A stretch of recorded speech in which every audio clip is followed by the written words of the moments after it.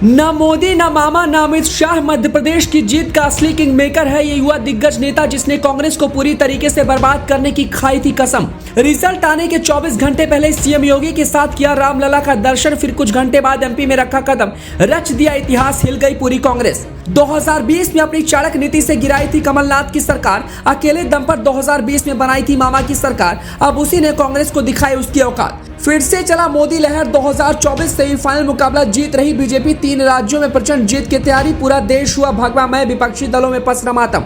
जी bulldozer मामा की प्रदेश में प्रचंड जीत की तैयारी चल रही है। 4 राज्यों के चुनाव की रिजल्ट की काउंटिंग प्रक्रिया चल रही है। 3 राज्यों में बीजेपी ने कांग्रेस का पूरा सिस्टम हिलाकर रख दिया है। तबाही वाली जीत के साथ पूरे देश भर में जश्न की तैयारी चल रही है। इन सभी राज्यों में सबसे बड़ी और ऐतिहासिक जीत की तैयारी मध्य प्रदेश में चल रही है, जहां किसी को भी अंदाजा नहीं था कि ऐसी जीत मिलेगी कि कांग्रेस का पूरा सुपड़ा ही साफ हो जाएगा। पूरे मध्य प्रदेश में ढोल नगाड़े बजने शुरू हो चुके हैं, मिठाइयां खिलाकर बधाई दी जा रही है। देर शाम तक मोदी नड्डा शाह की बैठक होने वाली है।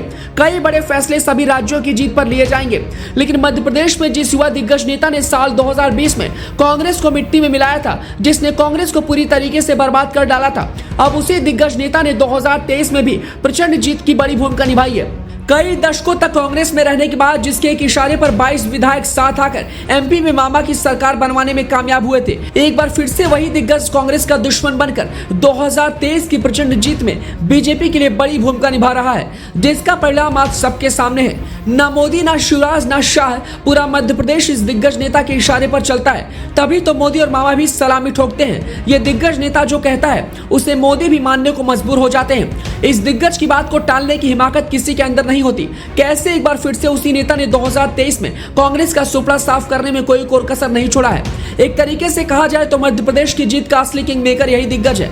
तो चलिए बिना कोई देरी किए आपको प्रचंड जीत के सबसे बड़े किंग मेकर के बारे में बताते हैं। बताते चले कि ये किंग मेकर कोई और नहीं बल्कि ज्योतिरादित्य सिंधिया है। ज्योतिरादित्य सिंधिया मध्य प्रदेश के राजघराने परिवार से आते हैं। बीते कई दशकों से इनका परिवार राजनीति में है। ज्योतिरादित्य सिंधिया से पहले भी जितने पूर्वज थे उन्होंने कांग्रेस में बड़ी भूमिका निभाई है। लेकिन साल 2020 का वो दिन कांग्रेस कभी नहीं भूल पाएगी, जब ज्योतिरादित्य सिंधिया ने कांग्रेस के 22 विधायकों को लेकर बागी बन गए थे।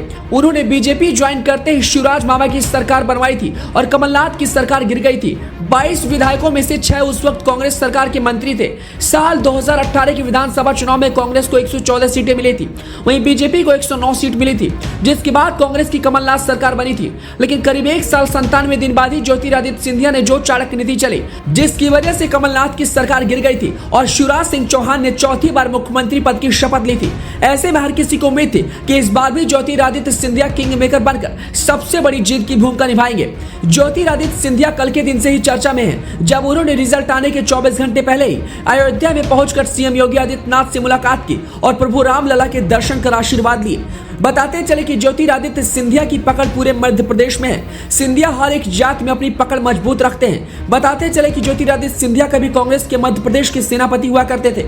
सिंधिया ने जो कह दिया उसे ना कांग्रेस कभी काट सकती थी और ना ही अब बीजेपी के अंदर वो दम है।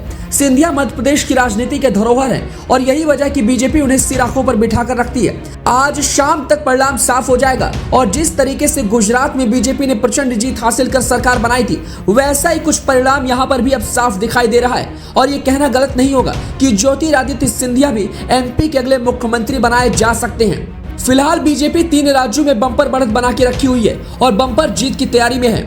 इस खबर पर आपका क्या कुछ कहना है, हमें अपनी राय कमेंट बॉक्स में दें।